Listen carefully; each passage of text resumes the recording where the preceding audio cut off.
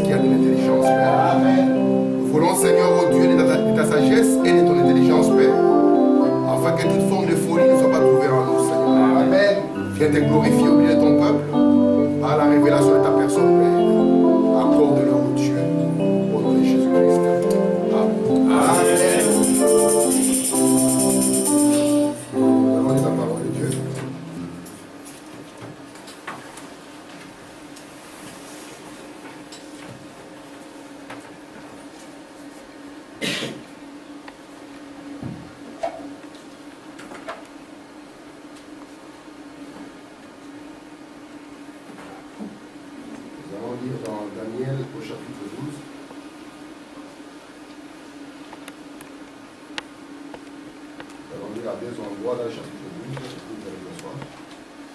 Lisons à partir du verset 3.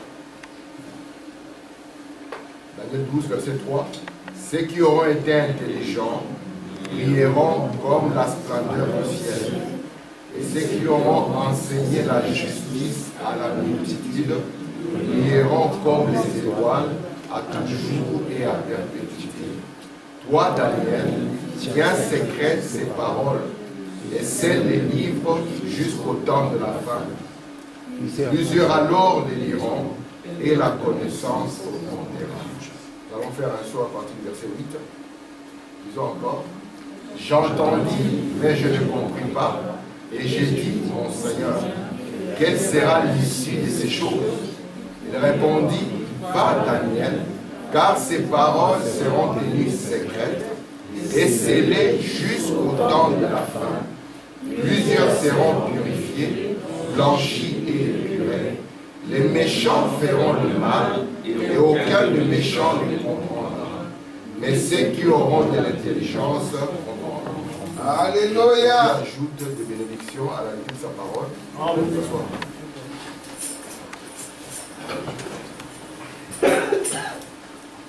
Que Dieu vous bénisse. Amen. Je vous salue tous au nom du Seigneur Jésus-Christ.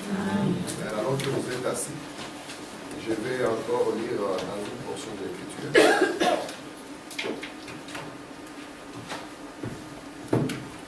Je vais lire encore dans Apocalypse chapitre 10. Amen.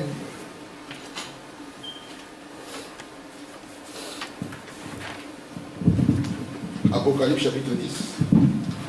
Il est écrit ceci. Et il cria d'une voix forte comme rugit un lion. Quand il cria, les 7 tonnerres firent entendre leur voix. Et quand les 7 tonnerres y firent entendre leur voix, j'allais écrire.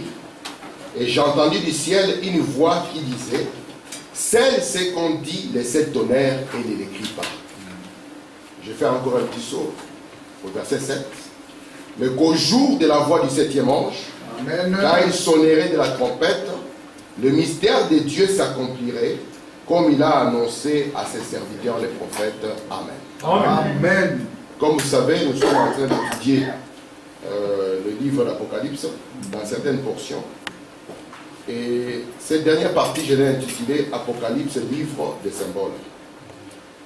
J'aimerais qu'ensemble, nous puissions faire la suite de l'étude que nous avons commencé le dimanche passé. Donc je vais essayer de revenir un tout petit peu pour les frères qui n'étaient pas là, afin qu'ils puissent voir de quoi nous étions en train de parler.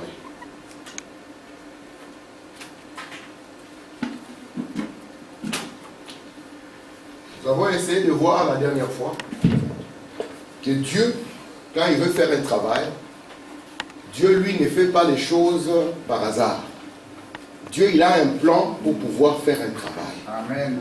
Et lorsque nous parlons de sceaux, les sceaux, c'est quelque chose qui cachait ce qu'étaient les plans de Dieu. Amen. Parce que Dieu ne peut pas être surpris par les événements qui arrivent. Il est l'Éternel, il connaît la fin d'une chose avant que la chose commence. Amen. Et tout ce qui arrive dans le temps, selon nous les croyants, rien n'arrive par hasard. Ça peut peut-être dépasser notre connaissance ou bien notre entendement, mais il n'y a rien qui surprend Dieu. Amen. Et Dieu, pour pouvoir faire ce qu'il devait faire, parce que beaucoup de gens, ils disent, au commencement était la parole. Et cette question, On me l'a posé avant que je connaisse le message, j'avais difficile à répondre. On m'a dit, mais avant le commencement, qu'est-ce qu'il y avait? Amen. Sans frère Branham, j'étais perdu. Mais quand j'ai rencontré le prophète, Amen. Branham dit, le monde religieux te dira au commencement était. Mais si on veut amener quelqu'un au-delà du commencement ou avant le commencement, ça sera difficile. Amen. Amen. Et c'est pour cela que Moïse, en son temps, lui était remonté jusqu'au commencement. Il a dit au commencement, Dieu a fait ceci, le premier jour. Il a fait cela. Mais avant le commencement, qu'est-ce qu'il y avait? Parce que si Dieu commence au commencement, c'est que Dieu doit finir à la fin.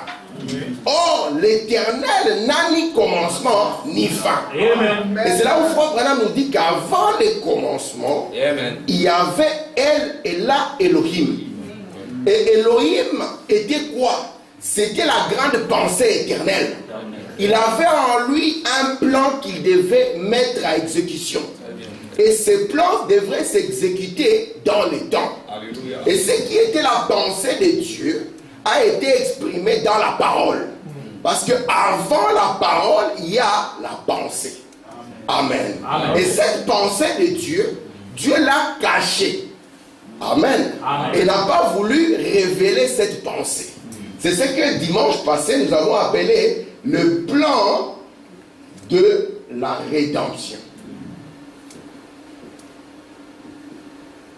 Parce que la plus grande question, même mes enfants m'ont posé cette question plusieurs fois. Papa, pourquoi est-ce que Dieu a placé les serpents en Éden, sachant que les serpents allaient faire du mal à ses enfants? Mais avant de parler de ça, il faut d'abord remonter encore plus haut. Pourquoi est-ce que Dieu a créé Lucifer? Parce que Dieu a créé Lucifer, il savait que Lucifer serait Satan. Donc quand Lucifer est devenu Satan, ça n'a pas surpris Dieu.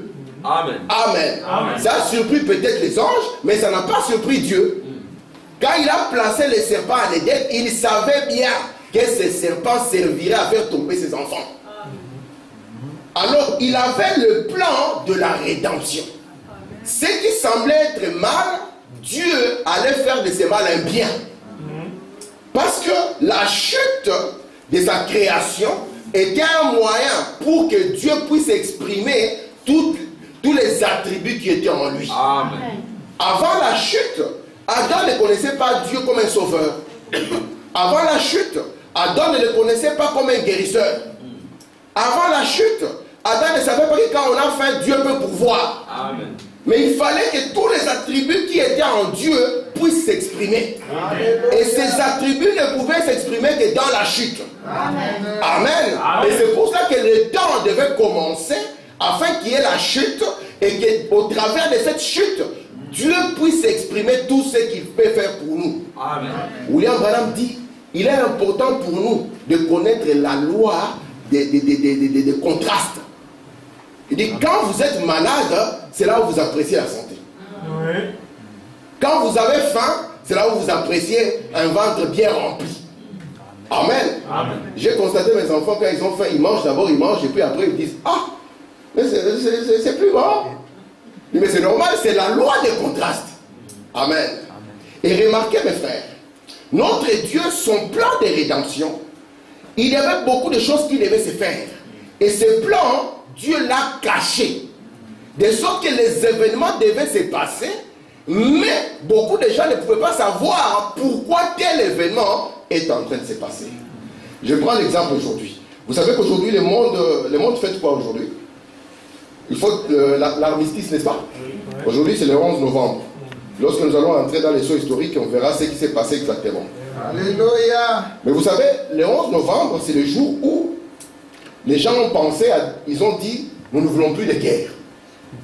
Plus de guerre. Parce que la première fois que le monde est entré en guerre, c'était en 1914. La Grande Guerre. Selon Frère Branham, si Dieu n'avait pas arrêté cette guerre, la race humaine serait terminée. Vous comprenez cela? Et quand l'homme est sorti de cette expérience, qu'est-ce que l'homme a dit? Plus de guerre. Nous voulons une terre sans guerre. Mais si vous n'avez pas Dieu, vous aurez toujours la guerre. Amen. Amen. Et Frère Branham me dit, je vais lire cela, c'est pour aujourd'hui. Il dit ceci dans la dédicace qu'il a prêché le 11 novembre 1962. Il dit ceci: Comme je franchissais la porte, j'ai entendu frère Biller prier. Et j'ai pensé à lui qui est un vétéran. C'est le jour de l'armistice aujourd'hui. Évidemment, nous sommes tous heureux qu'il y ait eu l'armistice. On peut aussi avoir l'armistice ici à l'église. Amen. C'est-à-dire, quand les gens qui ont été d'eux-mêmes en guerre contre Dieu peuvent signer l'armistice aujourd'hui et avoir la paix avec Dieu par Jésus-Christ. Amen. Je crois que Romains 5.1 dit, étant donc justifiés par la foi, nous avons la paix avec Dieu par notre Seigneur Jésus-Christ. Amen. William Madame dit, aujourd'hui aussi on peut signer l'armistice. Parce que nous venons à l'église, c'est pour recevoir quelque chose. Amen. Nous ne devons pas être les mêmes personnes que nous avons été au fil du temps. Nous ne devons pas être les personnes, si nous avions commencé comme des personnes meilleures et finir comme des personnes dans une confusion. Non. C'est pour ça que Daniel en a appelé à notre intelligence. Alléluia. Il a dit, ceux qui auront été intelligents, ils brilleront. Frère Branham dit, ils brilleront pourquoi? Parce que ce sera les enfants d'Abraham qui auront connu Dieu dans la perfection. Amen. Non pas les connaître dans l'histoire, mais connaître Dieu dans la perfection. Amen. Mamie, il dit maintenant, ceux qui enseigneront la justice, ils brilleront comme les étoiles. Pour elle dit, regardez encore, il s'agit de 7 étoiles qui nous auront enseigné Dieu par la voie de la justice. Amen. Amen. Et nous voulons être intelligents. Pour que nous, quand nous venons à l'église, si nous étions en guerre contre Dieu, que ce soit l'occasion qui nous est donnée pour que cette guerre puisse cesser. Amen.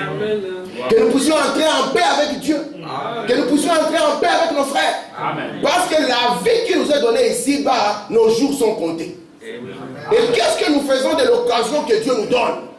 Qu'est-ce que nous faisons des souffles de vie que Dieu nous donne? Qu'est-ce que nous faisons de tout ce que Dieu nous donne? Amen. Et nous devons être intelligents. Amen. Parce que Dieu en appelle aux intelligents. Les gens qui peuvent dire, j'ai marché en rebelle. Voici mon jour de l'armistice. Seigneur, je reviens, je me soumets à toi. Amen. Amen. Amen. Parce que le monde n'aura pas la paix s'il n'est pas soumis à la parole de Dieu. Alléluia. Amen. Ils crieront paix et sûreté, alors la ruine leur tombera soudainement dessus. Parce qu'il n'y a pas de paix pour le méchant. Et on a dit le méchant est celui qui ne comprend pas les plans de Dieu. Amen. Il ne comprend pas les plans de son. Peu importe qu'il soit religieux, c'est un méchant. Amen. Amen. William Branham dit, lorsque Jésus s'est tenu devant les méchants de son temps, ils avaient la forme des religieux. Amen. Amen. Amen. Et les disciples de Jésus, là, ils ne voulaient pas Jésus en compagnie des femmes qui étaient de mauvaise vie. Parce que Jésus devait leur parler. Les méchants d'époque, c'était les hommes religieux. Amen. Amen. Regardez maintenant. Dans le plan de la rédemption, Dieu avait la manière dont, malgré que Lucifer deviendra Satan, malgré que le serpent fera tomber sa famille, Dieu avait la manière dont il va ramener cette famille. Amen. Amen. Et en les ramenant, cela permettra aussi à la famille de connaître Dieu par la voie de la perfection. Amen. Or, nous connaissons Dieu par la voie de la perfection lorsque nous arrivons au chiffre 7.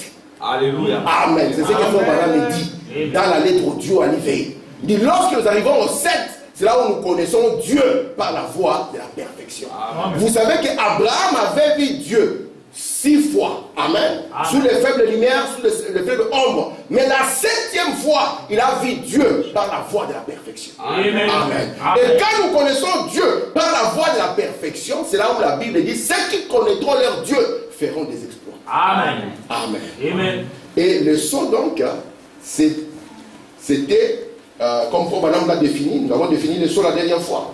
Nous avons dit que le sceau c'est une œuvre achevée. Frère Branham va donner encore une suite à cela.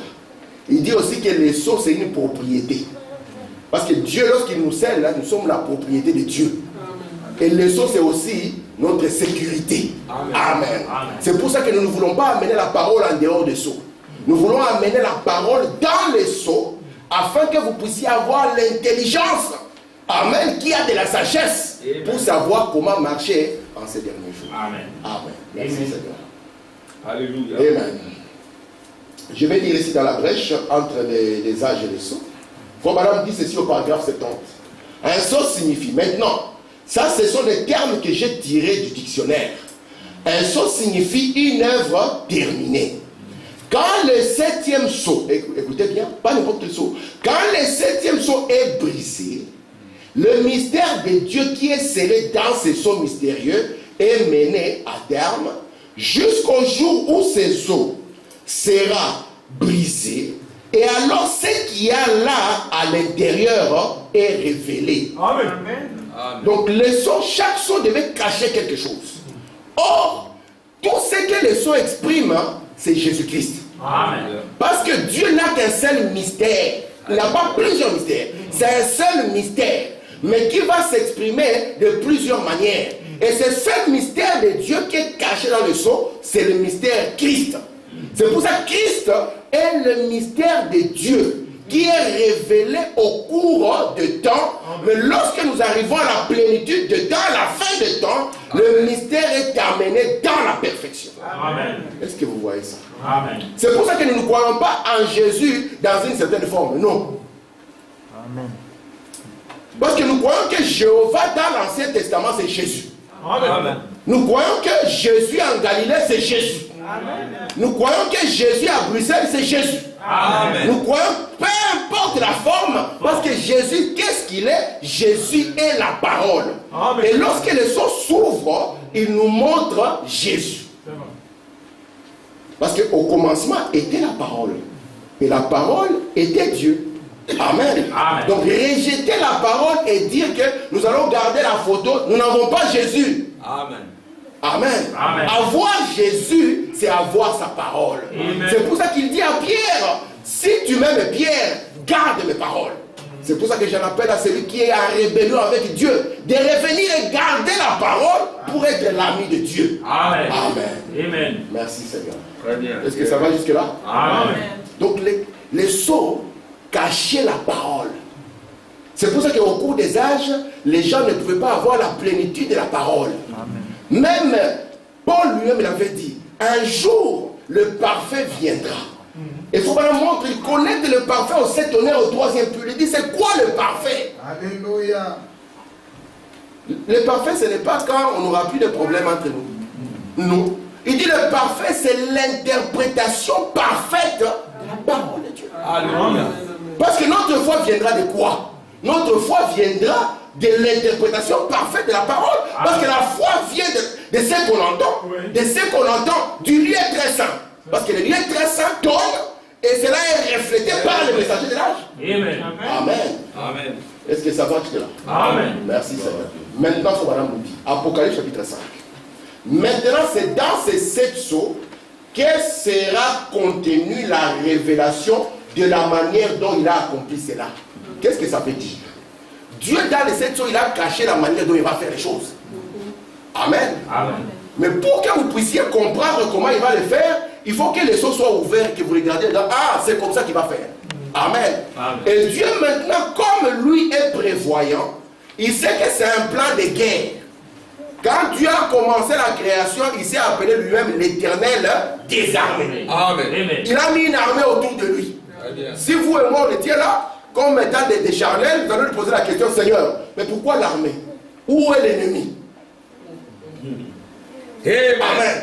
Alléluia. Il s'est appelé lui-même l'Éternel des armées. Amen. Amen. Et vous allez voir que le trône de Dieu était gardé, protégé. Amen. Parce que le but de l'autre là était d'accéder au trône. Amen. Amen. Il voulait placer son trône au-dessus des étoiles de Dieu et dominer sur eux. Et automatiquement, Dieu a protégé son trône. Et il a compris que la guerre doit prendre place. Amen. Et pour que la guerre puisse avoir place, Dieu a fait maintenant son plan de guerre. Amen. Ah, mon frère, si tu es un militaire, tu dois avoir un plan de guerre. Amen. Si tu es le chef de l'armée, on te dira, c'est quoi le plan de guerre? Quand on apprend le plan de guerre, on commence maintenant à faire quoi? À faire de l'improvisation. Et ça, c'est une guerre perdue. Notre Dieu n'est pas le même Dieu que les témoins de Jéhovah. Un jour, j'ai parlé avec un témoin, il m'a dit que Dieu était surpris de voir Kadin tomber. Mais j'ai dit, mais ce n'est pas Dieu. Tu peux le surprendre demain. C'est pour ça que dans le plan de Dieu, je vous ai dit, mes frères, le salut n'est pas dans ces 4 murs. Non. Frère Tim n'a pas de salut pour vous. Même frère Armand n'en a pas. Amen. Amen. Amen. Gloire à Dieu. Vous êtes avec moi? Amen. L'histoire de salut était cachée dans les plans de Dieu. Amen. C'est pour cela que Dieu a toujours un moyen ou un autre pour ramener chacun de ses enfants. Amen. Vous n'avez pas été sauvé dans le temps. Vous avez été sauvé dès avant la fondation du monde. C'est pour ça que Branham me dit, personne ne peut vous séduire ni vous perdre. Amen. Et là, vous allez dire, ah, comme je suis sauvé, alors tous les coups sont permis. Frère Branham me dit, vous vous comportez comme ça montre que vous n'avez jamais été sauvé. Frère Branham me dit, dans les questions-réponses, numéro 2 de 1954, il dit, la manière dont vous vous exprimez ici sur la terre, cela montre votre position du corps céleste là où vous êtes. Amen. C'est ce qu'il dit. Hein? Amen. Il dit, c'est que vous... Donc le corps ici n'est que le reflet du vrai corps que vous êtes. Et dans la position dans laquelle il est. Amen. Est-ce que Gloire ça... à Dieu. Amen. Donc n'ayez pas peur qu'un pasteur va dire tu es perdu, même s'il le dit. Frère Branham dit, quand le méchant meurt, tout le monde dit, le serviteur de Dieu est parti. Il n'y a personne qui aura le courage de dire que cet homme était méchant. Amen. Mais Frère Branham dit, cela ne change pas la destinée de l'homme. Les paroles d'un pasteur ne changeront pas la destinée de l'homme. Et Jésus, lorsqu'il devait partir, il y avait une sémence, c'était un voleur. Peut-être qu'on lui a prêché des sermons. Moïse dit, il dit laissez-moi tranquille. Mais c'est à la croix où il y avait les rendez-vous. Parce que c'était une sémence, parole, parler. Amen. Est-ce que ça va jusque-là? Amen. Et la manière dont Dieu devait ramener ces sémences, la manière dont il devait faire son travail, était cachée dans ses sceaux. Amen. Donc pour que vous puissiez voir son plan de guerre, il faut que la guerre soit terminée d'abord. Parce que si la guerre est en cours, il vous montre le plan de guerre, vous allez le contourner, lui faire du mal. Mais Dieu a caché son plan, et à la fin de la guerre, là Dieu vient, qu'est-ce qu'il fait? Il ouvre le plan de guerre et vous dit, regardez comment est-ce que moi je l'ai fait. Je vous ai donné l'exemple la dernière fois de la manière dont les Américains avaient codé leur communication. C'était avec les Indiens de la tribu Navajo. Ils l'ont révélé après la guerre. Ils ont dit, ils n'ont jamais su, parce que nous avions fait ceci. Amen. Amen. Et c'est ce que Dieu est en train de faire. Ça, ok? Yes. Regardez maintenant. Nous avons vu que la première fois où on nous parle de l'ouverture de sceaux, c'est toujours dans les livres d'Apocalypse. Et là, Frère Branham nous a dit que au temps de Jean et de Daniel, parce qu'ils ont vu la même chose, les sceaux là, parce qu'on a dit à Daniel, scelle les livres. On n'a pas dit scelle-les jusqu'au dernier jour. Non. On lui a dit scelle-le jusqu'au temps de la fin. Oui. Parce que les derniers jours ont commencé à la Pentecôte. Mais le temps de la fin, c'est la fin de la dernière partie que Dieu avait donnée à Israël. Amen. Il dit, scelle le livre jusqu'à cette période-là. C'est pour ça que dans Apocalypse 5, le livre était fermé. Dans Apocalypse 10, le livre qui était fermé est ouvert. Amen. Amen. Maintenant, quand Jean a vu le sceau être ouvert, William Branham dit qu'il n'était pas réellement ouvert. Dieu les montrait simplement sous forme de symboles. C'est pour ça que dans le livre d'Apocalypse, vous allez voir comment symbole après symbole. Alléluia. De sorte que les gens ont essayé de s'imaginer ce que c'était. D'autres ont dit que Jean avait mangé du piment rouge. Parce que c'est un livre qui pique. Amen. Amen. Mais ce livre ici, chaque symbole devait rester mystérieux et caché jusqu'au temps de la fin. Amen. Amen. Parce que ces symboles-là étaient l'expression du plan de guerre de Dieu. Vous voyez? La première partie, ce sont les sceaux sous forme de symboles. Et maintenant, qu'est-ce qui va arriver? C'est que ce qui était symbolique va commencer maintenant à se dérouler dans l'histoire. Même la guerre, la première guerre mondiale, c'est une conséquence des sceaux. Nous les lirons et le verrons. Beaucoup de gens, c'est pour ça que nous devons être les acteurs du bon côté du film de Dieu. Sinon, nous serons les acteurs du mauvais côté du film de Dieu. Lorsque Jésus choisissait ses disciples, comme toujours, il aime toujours qu'il y ait un mauvais parmi le groupe. Il est parti choisir Judas et il savait que Judas était un démon. Amen. Mais Seigneur, pourquoi tu as choisi Judas? J'ai choisi Judas parce que c'est le seul qui peut trahir la parole. Amen. Alléluia. Gloire à Dieu. Parce qu'un fils ne peut pas trahir la parole. Alors, mais comme dans le rôle ici, il faut qu'il y ait quelqu'un qui joue ce rôle, cherchons le frère Judas. Et on l'appelle frère Judas et on lui donne une puissance dans le ministère. Amen. Amen. Mais il n'a pas l'esprit pour lui-même. Alléluia. Amen. Vous êtes là? Amen. Amen. C'est pour ça que nous n'avons pas peur. Nous ne venons pas à l'église parce que nous avons peur de l'enfer. Nous ne venons pas à l'église parce que nous avons peur de la maladie. Nous venons à l'église parce que nous sommes les semences paroles parlées. C'est pour ça que Paul a dit à son jour, qu'est-ce qui nous séparera de l'amour de Dieu? Quoi? Amen. Parce que l'amour de Dieu a été exprimé en Jésus-Christ. Qu'est-ce qui nous séparera de ça? L'argent? D'ailleurs, nous ne sommes pas les plus riches. Parce qu'on a frère Bill Gates ici. Si on a ça, moi et frère Armand dépose le travail. Hein, c'est la dîme seulement. On va commencer à attendre ça à la porte du travail. Quand la dîme tombe, moi et frère Armand on sourit. On va en vacances pendant des mois, on vous prêche sur Sky. Mais nous ne sommes pas les plus riches. Amen. Et cela ne nous intéresse pas. Amen. Si Dieu nous donne, nous disons merci Seigneur. Amen. Mais si nous quittons la terre, comme il y avait un homme qui dit que si à 35 ans tu ne portes pas une Rolex, c'est que tu as raté ta vie. Il dit mais celui-là il a complètement raté sa vie. Pour faire une telle déclaration, c'est que tu as raté ta vie. Il faut dire que si tu quittes cette terre sans connaître le Seigneur Jésus, tu as complètement raté ta vie. Amen. Amen. Et les sons sont venus nous révéler le Seigneur Jésus. Amen. Dans la voie de la perfection. Amen. Non pas comme une histoire. Amen. Parce que Jésus, lorsqu'il se révèle dans le livre d'Apocalypse, il ne vient pas nous dire que je suis né à Bethléem. Non. Alléluia. Il montre que ce que j'ai fait à Bethléem avait un but. Voici la continuité de mon travail. Amen. Amen. Amen. Merci Seigneur. Amen. Maintenant, une fois que l'histoire s'est passée, c'est comme j'aime toujours donner, je prends un exemple. Je vais cacher à frère Joël que je dois donner un bic à William. Alors j'écris, de manière qu'il peut lire aussi.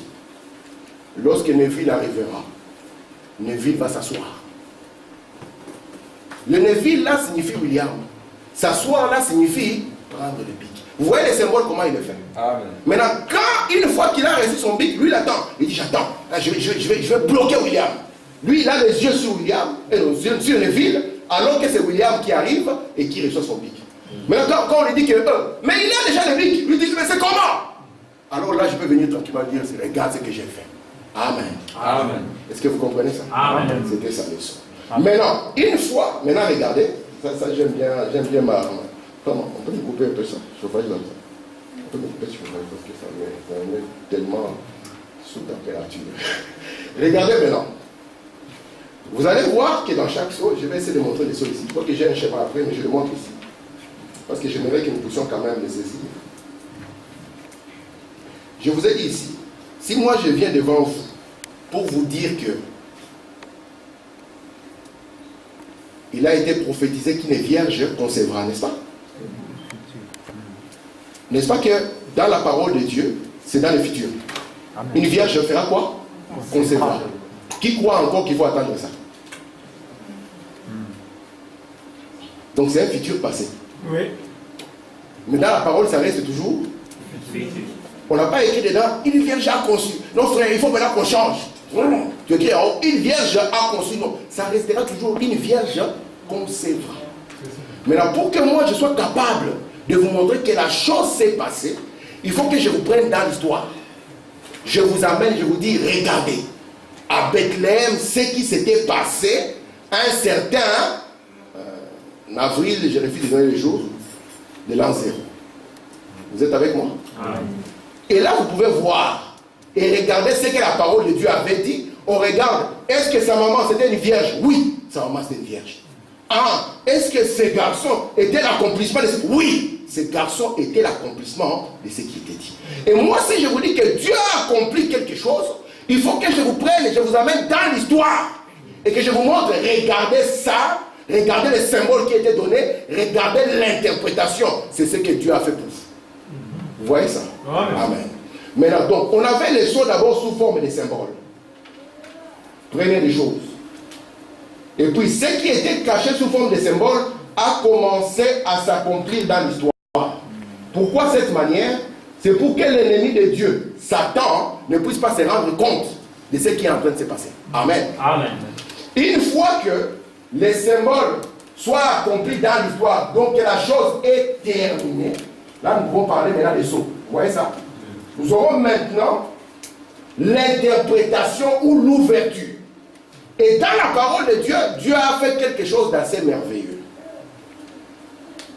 Nous avons combien de sceaux dans le livre? C'est combien de sceaux? 7.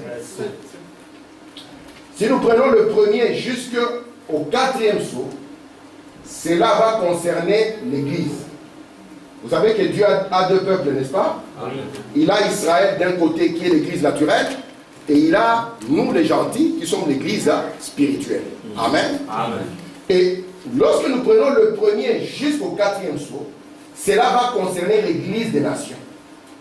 Amen. Et c'est la première partie du livre d'Apocalypse. Après cela, nous aurons Apocalypse 4 jusqu'à Apocalypse 19. Et ici, il s'agira de nos frères Israël. Et après cela, nous aurons Apocalypse 22 et 19. Apocalypse 19 jusqu'à Apocalypse 22. Il s'agira des deux mises ensemble.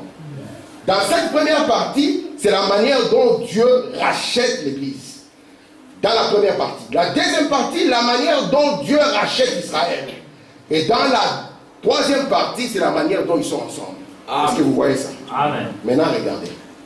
Le Dieu qui s'est déclaré comme étant l'Éternel des armées, il savait que son trône doit toujours être protégé. Est-ce que c'est clair ça? Amen. J'aimerais que vous compreniez que le trône de Dieu doit être protégé. Parce qu'il n'a pas accès au trône qu'il veut. Amen. Amen. A accès au trône l'élu. C'est comme du temps d'Esther. Entrer dans la salle du trône sans être invité, typifier la mort. Amen. Vous êtes avec moi? Amen. C'est pour ça que quand Esther s'est avancée, il s'était préparé. Parce qu'elle savait que si je ne suis pas l'élu, c'est la mort. Amen. Amen. Et remarquez maintenant, les âges de l'église, c'est le trône du Père. Vous êtes avec moi? Amen. C'est là où la colonne de feu est venue pour allumer les chandeliers. Et cela devait être aussi gardé. Parce qu'il y avait un ennemi qui était en vue. C'est pour ça que dans le premier sceau, vous allez voir, il y a un symbole dedans. Dans le deuxième sceau, il y a un symbole toujours. Le troisième sceau, il y aura un symbole. Le quatrième sceau, il y aura un symbole. Vous êtes là? Amen. Ça concerne l'Église. Après ici, nous aurons le 5e sceau Israël. Il y aura aussi des symboles dedans. Nous aurons le 6e sceau, le sceau du jugement. Il y aura symbole dedans. Mais lorsque nous allons arriver à Apocalypse 8.1, c'est le 7e sceau. Frère Branham me dit, il n'y a pas de symbole. Amen. Si vous lisez avec moi Apocalypse 8.1, on vous dira, lorsqu'il ouvrit le 7e sceau, il lit dans les ciels.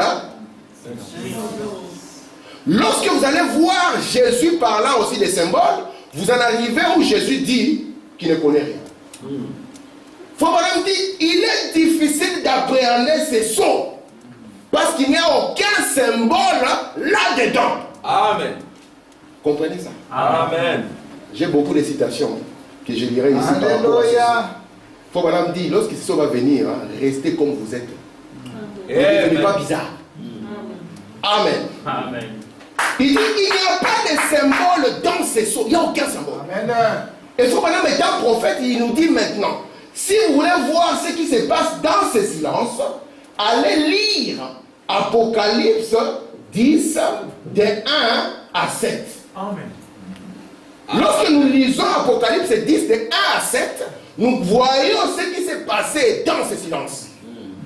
C'est là où nous entendons qu'il y a 7 voix qui ont tonné. Alléluia. Et quand les 7 voix tonnent, on dit à Jean, écris-le.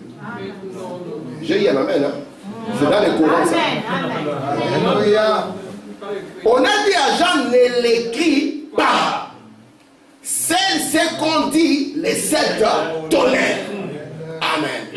Pourquoi on devait sceller ce qui était dit, les 7 tonnerres? William Branham dit, souvenez-vous, ce sont eux les sceaux qui sont au dos du livre. Amen. Amen. Et Frère Branham dit maintenant, pourquoi on devait cacher ça? Parce que les gens disent, frère, ce n'est pas écrit dans la Bible. Et pourtant, Deutéronome 29 dit, c'est que Dieu nous révèle les talents, ce qui est caché à lui. Oui. Amen. Mais Branham dit, au temps de Moïse, il pouvait cacher. Il ne connaissait pas Dieu dans la voie de la perfection. Oui. Alléluia. Frère, ce n'est pas écrit. Branham dit, moi aussi au début, j'ai commencé à penser que ce n'était pas écrit. Nous avons lu la citation ici. Il dit, mais quand les 7 anges sont venus vers moi, ils m'ont montré que ça ne consistait pas à ajouter à ce qui était écrit, mais c'était montrer ce qui était caché dans l'écrit. Donc c'est par la voix de tonnerre que nous avons eu l'interprétation. C'est pour ça que cela devait être gardé jusqu'au jour de la voix du 7e ange. Amen. Comprenez ça? Amen. Parce que Dieu peut interpréter même ce qui n'est pas écrit. Oui. Cela s'est déjà passé. Oui. Au temps de Daniel. Oui. Le roi a eu un songe. On a appelé tous les archibishops et les anciens. Amen. Et les doyens des anciens. Le roi a été dit, vous avez profité des gens. Frère Branham me dit, j'ai vu des malédictions frapper les familles entières. Parce que les gens ont eu de l'argent qu'ils n'auraient jamais eu s'ils n'étaient pas prédicateurs. Ils ont acheté des ranchs qu'ils n'auraient jamais eu parlé en propre force. Amen. Amen. Il dit, vous avez profité de la peur des hommes. Il dit, maintenant l'heure est arrivée. Vous allez me donner les songes que j'ai eus. Vous dites que vous parlez avec Dieu, n'est-ce pas? Vous dites que Dieu vous parle. Alors dites à votre Dieu qu'il vous donne les songes. Et une fois qu'il vous donne les songes, qu'il donne aussi l'interprétation. Alléluia. Ils ont dit, aucun homme ne peut faire ça. Oui. Ce que toi tu veux là, c'est Dieu. Amen. Ils ont oublié qu'un prophète, c'est Dieu sous la forme d'un frère. Amen. C'est pour cela que je dis toujours et je répète, dans chaque cage de l'église, les Éphésiens 4 échouent. Et ils échouent lamentablement. Frère Branham me dit, c'est là où Dieu vient dans son rôle de souverain berger au travers d'un prophète. Amen. Le système ecclésiastique du temps de Daniel a échoué. Amen. Et ils ont eu peur. Et Daniel devait être la grâce pour eux. Amen. Parce que la sentence était, si l'interprétation ne vient pas, on arrête avec cette aventure. Et Daniel est venu, il a dit, je ne suis pas un grand. Mais il y a un Dieu qui existe. Ce Dieu-là, il a créé les cieux et la terre. Amen. Il connaît même les songes. Amen. Dieu connaît même les secrets de cœur. Il connaît même la chose que toi, tu as fait, que tu as même oublié. Amen. Amen. Un jour, Frère Branham était dans la ligne de prière. Il commence le discernement. Il disait toujours aux gens, si vous savez que vous avez caché quelque chose dans votre vie, ne venez pas ici. Parce que cela sortira et ça ne sera pas moi. Amen. Amen. Et là, il y avait une dame qui était là. Frère Branham a dit, madame, vous appelez comme ça. Vous habitez à tel numéro. Il y avait sa voisine qui était assise là. Il a dit, cette fois-ci, j'ai eu Frère Branham. Ça a échoué. Ce n'est pas le numéro là, je connais les numéros. La dame venait de déménager, elle avait des 3 jours. Voilà. Parce que Dieu, quand il entre en scène, vous ne pouvez rien cacher. Et c'est là où Daniel est sorti. Il a donné le songe et l'interprétation.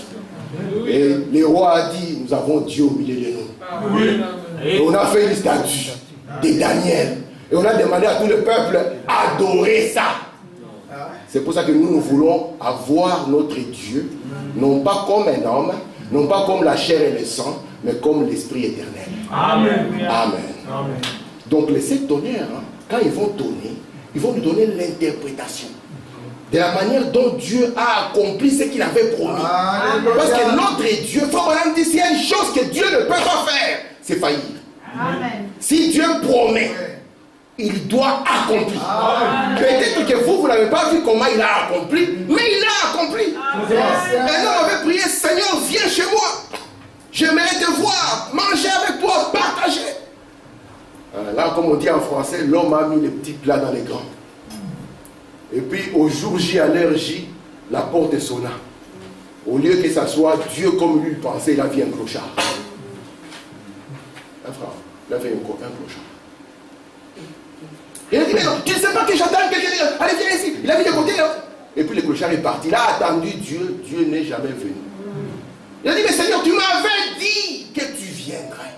Frère Branham me dit, Jésus est toujours au rendez-vous. C'est pour ça que notre attitude quand nous venons à l'église est capitale. Parce qu'il viendra toujours au rendez-vous. Frère Branham me dit, lorsqu'Abraham, notre père, a croisé Elohim, Elohim ne priait pas. Vous êtes avec moi? Amen. Non, il ne priait pas. Il n'était pas venu sur un cheval blanc.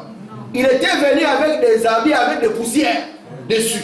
Et Frère Branham dit, parce que Abraham était un homme consacré, parce qu'il était un homme attentif, il a compris que le troisième là, il était différent des autres. Amen. Et nous, quand nous venons à l'église, nous devons venir dans cette expectative. Parce que vous ne venez pas ici pour rencontrer Frère Tim, non. Vous venez parce que vous avez besoin que Dieu vous dise quelque chose par rapport à une conduite. Et votre attente amènera cette chose-là à arriver. Parce que c'est comme cela que Dieu fait. Frère Branham dit la voie par excellence d'apporter la parole, c'est la prédication. Amen. Amen. Et quand je suis ici, je dépasse même un ange que vous pouvez croiser. En chemin comme ça, il y a tout un tonnerre, il y a un ange qui sort. Alléluia. Ici, avec Frère Branham a dit, je dépasse ces messieurs. Vous êtes avec moi? Amen. Qu'est-ce que tu voudrais faire? Ou bien un ange avec bam, un truc qui sort. Et puis il dit, c'est Linda, il faut t'attacher au chapelet. Et toi, tu reviens avec une expérience ici. Alléluia, alléluia. J'ai vu.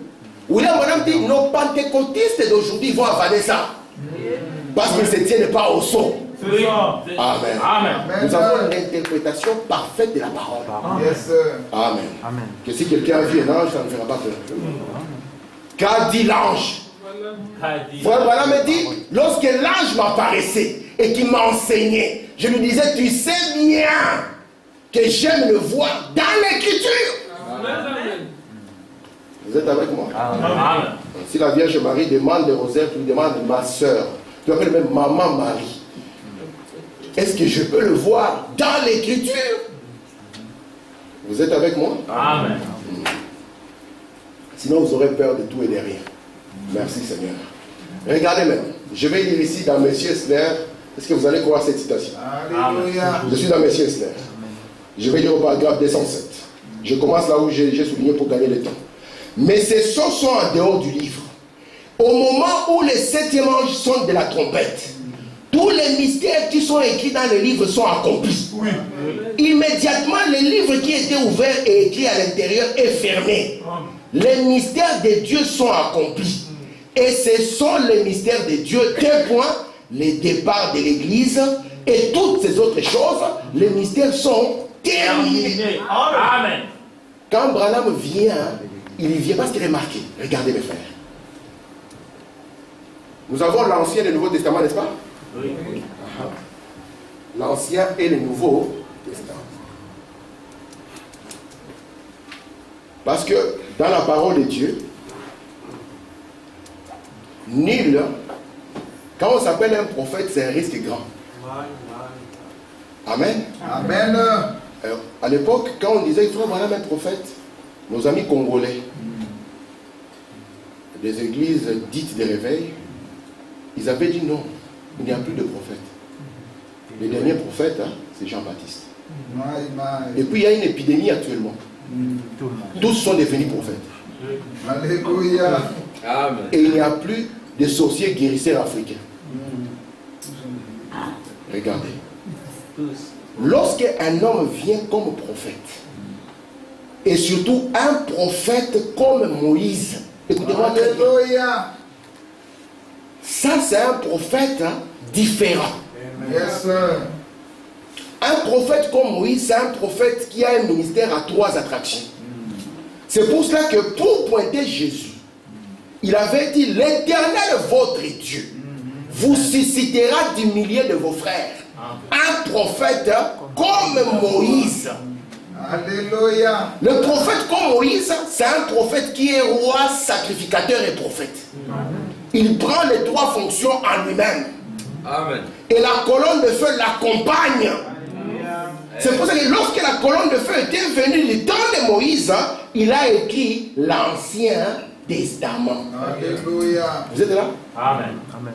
La colonne de feu a pris Moïse, l'a séparé de ses frères. Vous êtes avec moi? Amen. L'a amené dans le désert. Vous êtes là? Amen. Amen. Il a écrit l'Ancien Testament. Un prophète comme Moïse, c'est un prophète qui déclenche un exode. Alléluia. Amen. Amen. Amen. Il vous prend d'un point A, il vous amène dans un point B. Amen. Amen. Amen. Parce que la colonne de feu est là. Amen. Amen. Amen. Lorsque Paul est venu, Dieu l'a pris, l'a séparé des frères, l'a amené dans le désert. Amen. Et Paul a écrit le Nouveau Testament. Amen. Les musulmans disent que le fondateur du christianisme, c'est Paul. Parce que Paul était le seul à faire la différence entre les deux œuvres, entre la grâce et la loi. Et lui, il a établi la doctrine du christianisme. Amen. Mais il était séparé de ses frères. Amen. Amen. Amen. Parce que nous savons que la colonne de feu qui était venue, c'était en vue du deuxième exode. Très bien. Maintenant, souvenez-vous, parmi les mystères que ce septième ange devait nous révéler, nous avons le mystère du retour de la colonne de feu. Amen. Vous êtes avec moi? Amen. Parce qu'elle avait disparu. Amen. Et vous, maintenant, vous pose la question. Vous pensez que c'est par hasard que Dieu me prenne? J'avais une église avec Très une bien. bien-aimée, Amen. qu'il me sépare de mes frères et qui m'amène là-bas, dans l'arrière du désert, où tout est désertique. Branham arrive là-bas, les églises les rejettent complètement. Il a prêché le message Shalom à 12 personnes, avec un tel don de guérison. Tout le monde a dit, si toi, tu donnes à Branham la chair, nous t'excluons de notre cercle. Faut Branham dit, ils ont obligé son message à être interdénominationnel. Et lorsque il est amené dans le désert, c'est pour faire quoi? C'est pour amener l'interprétation de l'Ancien et du Nouveau Testament. Amen. Maintenant, la grande question, comment est-ce que Dieu interprète la parole? Alléluia. Faut Madame dit, Dieu interprète sa parole en l'accomplissant. Merci Seigneur. Amen. Est-ce qu'on peut continuer? Amen. On peut prendre encore une dizaine de minutes, n'est-ce pas? Parce que je n'ai même pas donné les tiers de ce que je pensais. Mais j'aimerais que quand nous venons avec beaucoup de soif. Comme ça, là, le Saint-Esprit nous amène dans tout et chaque personne sortira ici bénie. Les gens sortiront ici guéris. Les gens sortiront ici en palpant les réalités des sceaux. Amen. Amen. Merci Seigneur. Amen. Parce que Madame dit, nous avons une partie mystérieuse de la sanctification. Nous avons une partie mystérieuse de la justification et de l'esprit. Amen. Merci mon Dieu. Ok, merci Seigneur. Je vais lire ici dans la fête des trompettes. Donc, les mystères cachés de Christ ont été révélés entièrement dans les sceaux. C'est ce que nous avons vu. Cela a d'abord révélé les 7 âges de l'Église. Faut Madame dire, si vous voulez étudier les livres d'Apocalypse, vous devez d'abord maîtriser les 7 âges de l'Église. Écoutez, les âges ont été dévoilés, situés en harmonie avec quoi? L'histoire. Et aussi avec la Bible, placée en position telle qu'elle. Parce que si Branham lui-même il dit, avant même que je commence cette étude, il va publier l'exposé de cet âge. Avant que je commence cette étude, il dit, c'était l'une des études les plus importantes de ma vie. Il dit, je me suis enfermé, j'ai prié, prié, prié et prié encore. Et là, il a commandé des livres d'histoire. Parce qu'il devait tracer ce que Dieu avait accompli dans l'histoire. Il a amené plus qu'une camionnette de livres. Il faut Madame dire, je devais chercher parmi les historiens les plus objectifs. Ce sont les sons symboles, les sons naturels et les tonnerres nous ont amené l'interprétation. Amen. Merci Seigneur. Maintenant, Alléluia. je vais tracer l'histoire avec vous, n'est-ce pas? Amen. Ça, c'est le défi difficile dans lequel je vais me lancer. Alors j'ai besoin de vos prières. Parce que tracer l'histoire, ce n'est pas évident.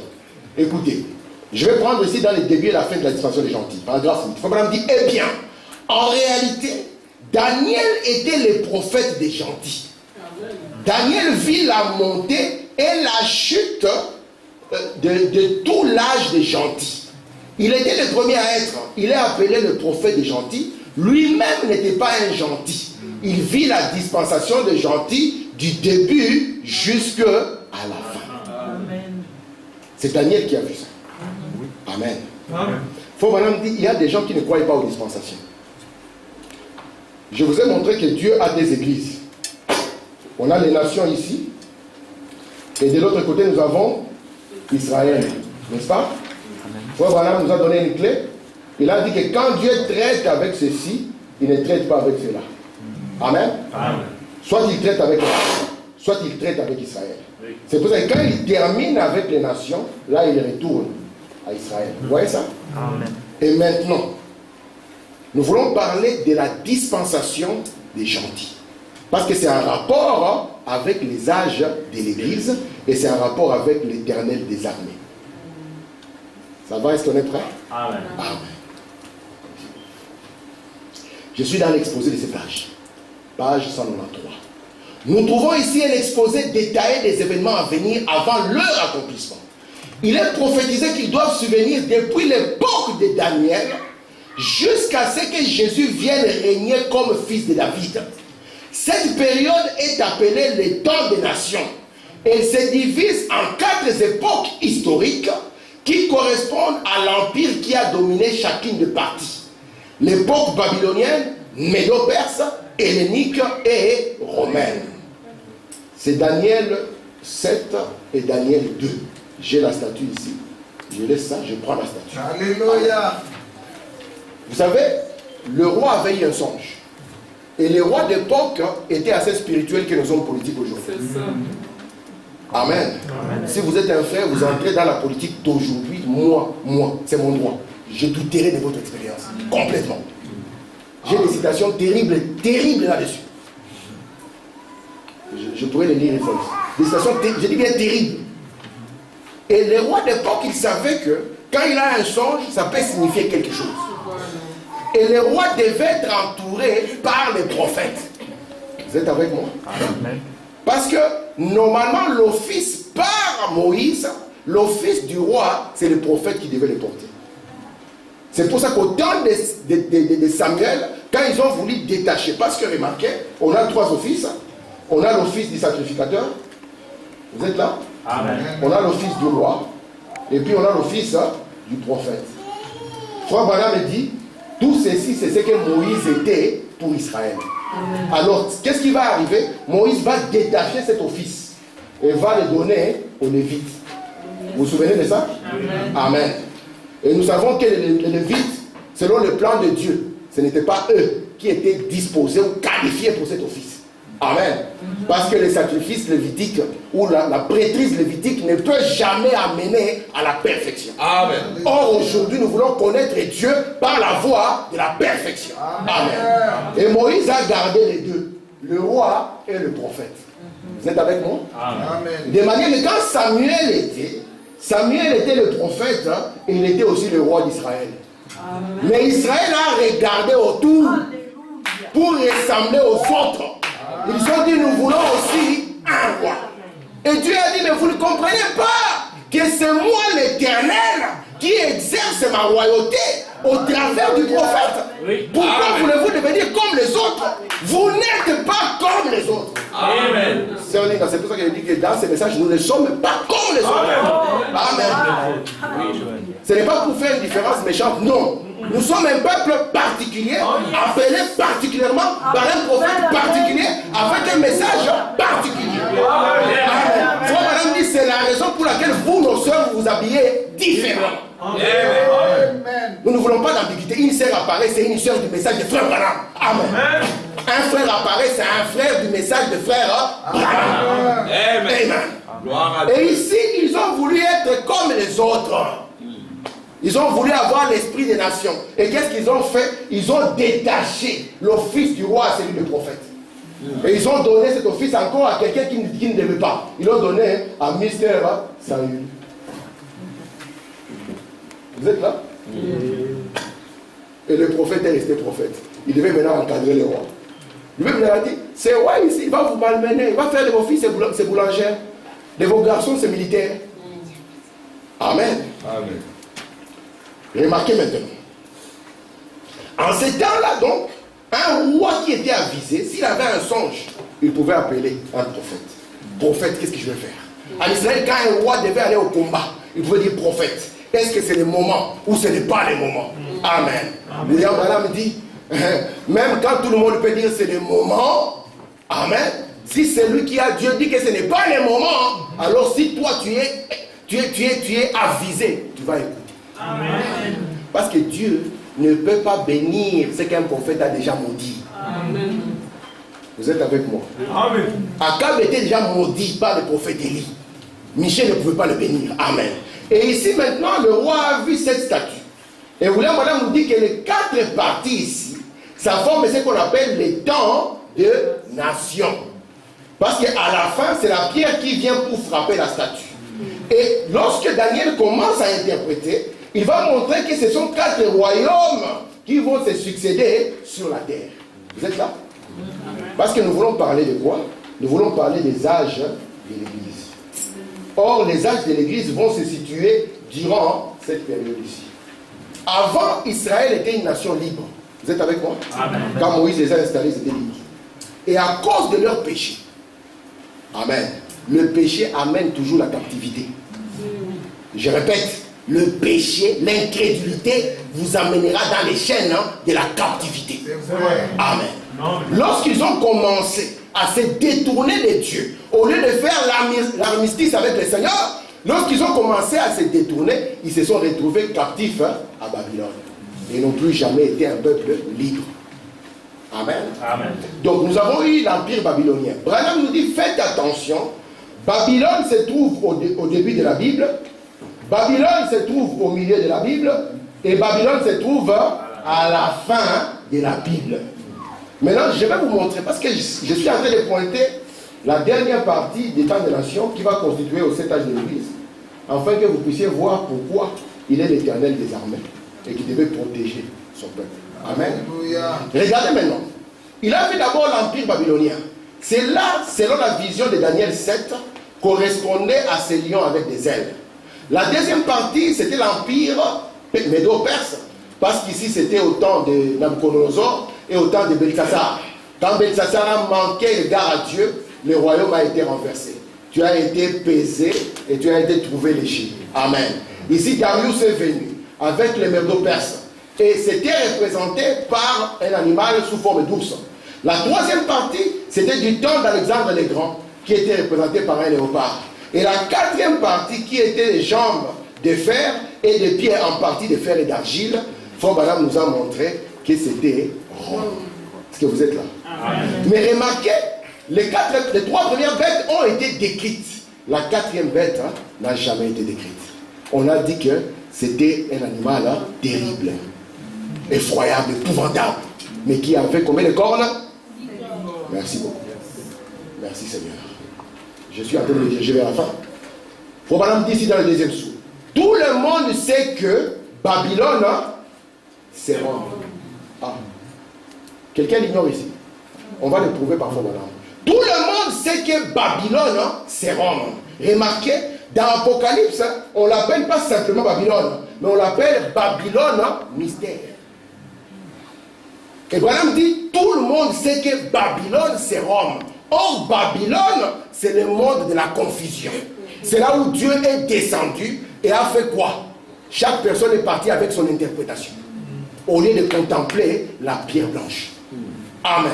Mais il faut vraiment dire, à la Pentecôte, Dieu a fait quoi? De sorte que tout le monde parlait dans son langage et chacun comprenait. Amen. Merci Seigneur. Amen. Regardez maintenant. Tout le monde sait que Babylone, c'est Rome. On continue. Je prends son 10 semaines dans 422. Et puis remarquez, Rome existe jusqu'à la fin. Parce que nous avons vu que Babylone existe au début, au milieu et à la fin de la Bible.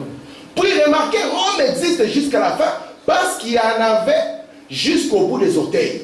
Il a vu de la boue, de l'argile. Ça, ce sont les gens, c'est dont nous sommes faits. Et le fer, la force de Rome, s'est retrouvée dans toutes les nations. État islamique, la force de Rome y est. Amen. Merci Seigneur. On continue. Regardez ce qu'il faut qu'on dire ici, dans la plus grande bataille jamais livrée. Jésus-Christ est né dans le royaume romain et a été persécuté la première fois qu'il est venu par le royaume romain. Et lors de son second avènement, sa venue maintenant, son message est persécuté par les dénominations de Rome, qui est la mère de toutes. Et à son retour, il viendra pour anéantir ce royaume romain. Il le fera par le souffle de sa bouche. Merci Seigneur. Et nous savons ce que c'est la bouche de Dieu. Merci Père. Regardez maintenant. C'est très intéressant ce que nous voyons ici. Je suis en train de tracer ma ligne. Nous commençons ici par l'empire babylonien. Après, quand ça tombe, il y a les Médo-Perses qui arrivent. Comme tout ce qui a un commencement doit avoir une fin, il tombe aussi. Quand il tombe, il y a nos amis grecs qui arrivent. Amen. Et quand les Grecs tombent, il y a les amis, les Romains qui arrivent. Et la naissance du Seigneur Jésus, la naissance de Jésus va se dérouler quand ça sera l'Empire romain dominant quoi? Son pays. On n'a pas entendu Jésus dire Pilate dégage. Jésus à la tête de la marche pour rétablir le pays, l'arracher des mains des étrangers. Vous êtes avec moi? Amen. On va dire, frère, toi tu ne veux pas la libération du Congo. Hein? Je vais vous dire, le problème ce ne sont pas les hommes politiques que vous voyez. Le problème c'est le système qui est derrière. On changera un homme quand on trouvera un plus méchant. Pour les Congolais qui croient à des histoires, je vais vous dire, ne faites pas confiance dans la politique. Votre prophète dit que la seule solution qui reste pour l'humanité, c'est la venue du Seigneur. Amen. Vous comprenez ça? Amen. Parce que quand c'était l'homme au chapeau tacheté de léopard, vous avez dit c'est lui le diable. Aujourd'hui, nous avons trouvé pire que lui. Et demain, il y aura encore pire que celui-là. Et celui qui se confie dans ça, c'est un Titanic qui est en train de s'enfoncer. Sans le Saint-Esprit, on vous donne 10 millions, vous allez parler. William Branham, à son époque, il a prié pour un malade. On a amené 1 500 000 dollars de l'époque de Frère Branham. Frère Branham dit, je n'ai même pas voulu toucher à ça. Je n'ai même pas voulu voir ça. Vous n'avez pas le Saint-Esprit. On va placer devant vous 1 million, ou bien 1 million seulement. 1 million seulement. Mais vous changez de langage. Et nous allons nous confier pour notre futur déjà comme ça. William Branham dit, tout ce dont vous avez besoin, vous, peuple de Dieu, se trouve en vous. Amen. Même si le pays est en train de sombrer, vous êtes capable de vous élever. Amen. Parce qu'en vous est venu un royaume. Alléluia. Amen. Amen. Sinon, on va encore prendre les mains, on recommence. Le combattant chante encore, nous passons devant. L'éternel est le recommencement. Amen. On a commencé à chanter le racisme en Europe depuis combien de temps? Ça a diminué. Frère Branham me dit, j'ai vu un homme du nom de Martin Luther. Il a dit qu'il va aller combattre pour ses frères noirs. Ouais. Parce que ses frères noirs souffrent. L'homme blanc est méchant. Lui, il va venir les délivrer. Frère Branham me dit, comment est-ce qu'un prédicateur ne peut pas comprendre ça? Il doit comprendre que c'est un problème de cœur. Et le cœur ne peut être changé que quand le Saint-Esprit descend. C'est pour ça que Frère Branham me dit, si on pouvait avoir même un Abraham Lincoln dans chaque tribunal des États-Unis, ça ne marchera pas. Que je vous dise la vérité, parce que vous venez ici qu'on vous dise la vérité. On regarde, Congo, je ne sais quoi, qu'est-ce qui se passe là-bas? Ah, nous avons notre candidat. Ok. Voyez voir demain ce qu'il va faire. Et puis vous allez comprendre que la politique est pourrie. Mettons ce que nous avons dans les seigneurs. C'est ça le seul royaume qui ne peut pas être ébranlé. Alléluia. Merci Seigneur Jésus. Merci mon Dieu. Est-ce que ça va là? Amen. Ok. Merci. Voilà. Je reviens ici pour que vous ne lisez pas la citation. Je vais vous montrer quelque chose. Et je finis par ça. Frère Branham nous dit, le diable, il a la puissance politique. Vous savez ça? Amen. Le diable, il a encore quoi? Il a la puissance économique. Et puis il a la puissance et démoniaque. Parce que c'est religieuse démoniaque. Amen. Maintenant, l'église, parce qu'il va commencer, les 7 âges d'église vont faire face à ça. Ils vont faire face à une attaque externe et une attaque interne. Vous comprenez ça? Donc c'est pour cela que Dieu, qu'est-ce qu'il va faire? Il va placer le lion, il va placer le bœuf, il va placer l'homme, et il va placer l'aigle afin de protéger le trône. Vous voyez ça? Qui sont les 7 âges de l'église. Parce que les royaumes qui viennent de défiler, ils vont s'en prendre à l'église de manière extérieure. Et puis il y aura des esprits religieux qui viendront aussi. Parce que l'église va faire face à 3 esprits. Au nicolaïsme, au balamisme et au jésuitisme. Amen. Merci Seigneur. Mais nous avons accusé ici Rome, n'est-ce pas? J'ai fini par ça. Nous avons accusé Rome comme étant Babylone. Le pape peut se lever et dire que c'est une accusation gratuite. Pourquoi vous pouvez dire que nous sommes Babylone? Ce n'est pas nous qui le disons, c'est la parole de Dieu. Regardez. Je vais essayer d'aller vite parce que j'ai encore plein de choses que je vais dire, mais le temps est parti et puis je n'aime pas aussi être très long. Donc je vais faire ceci. Si vous avez le temps, notez Daniel 7, lisez-la à la maison. Il nous parlera de cette bête qui était épouvantable et qui avait 10 cornes. Apocalypse 13 nous parlera encore, mais il nous parlera, il donnera maintenant un nom.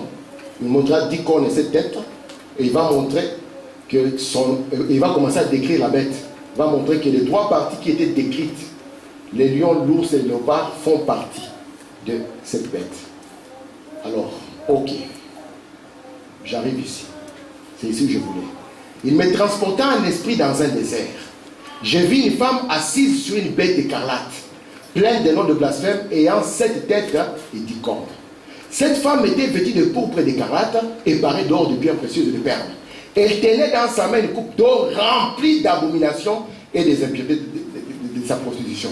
Sur son front était écrit un nom, un mystère, Babylone la grande, la mère des impudiques et des abominations de la terre. Écoutez, c'est ici l'intelligence qui a de la sagesse. Les 7 têtes sont 7 montagnes sur laquelle la femme est assise. Est-ce qu'une femme peut s'asseoir sur cette montagne? Elle doit avoir quelle taille cette femme? Ok. C'est aussi 7 rois. À part que les 7 têtes sont 7 montagnes, ils sont aussi quoi? 7 rois. 5 sont tombés, un existe, l'autre n'est pas encore venu. Quand il sera venu, il doit rester peu de temps. Et la bête elle-même, elle est du nombre de 7. Vous comprenez ça? Je répète. On dit que la femme sur laquelle on a vu écrit Babylone, elle était assise sur 7 montagnes. Amen. Et ces 7 montagnes sont aussi 7 rois. 5 sont tombés, un existe, l'autre n'est pas encore venu. Quand il sera venu, il restera peu de temps. Amen. Merci Seigneur. Ok. Merci Seigneur. Maintenant, donnez-moi juste 3 minutes et je finis. Ça prépare juste la leçon de la prochaine fois. Regardez mes frères. Une femme dans la parole de Dieu, elle représente une ville, elle représente aussi une église. Amen. Et une bête dans la parole de Dieu, elle représente une puissance. C'est pour ça que moi je vous conseillerais, dans les naturels comme dans les spirituels, de faire très attention avec la femme. Amen. Amen. Cette bête était une bête terrible. Elle écrasait tout sur son passage. Daniel, quand il a vu, c'était une bête qui terrorisait. Mais Jean, quand il voit, il trouve que cette bête a été domptée par une femme. Vous êtes avec moi? C'est pour ça que nous devons faire attention dans les naturels avec la femme, dans les spirituels avec la femme. Vous êtes avec moi? Amen. Elle a été domptée. La bête la terrorise tout le monde, mais domptée par une femme. Et il faut nous dit, faisons maintenant attention. On nous a révélé que les 7 têtes, c'était aussi 7 montagnes. Et cette montagne sur laquelle la ville ou l'église est assise. Amen. Vous voyez ça? Amen. Mais ce ne sont pas seulement des montagnes, c'est aussi 7 rois. Parce qu'il faut qu'on le prouve. Et on nous dit que 5, ils sont déjà tombés. Un, il est là. Et l'autre, quand il viendra, donc le dernier, quand il viendra, il ne restera pas longtemps. Est-ce que ça va jusque-là? Amen. Disons la dernière citation maintenant.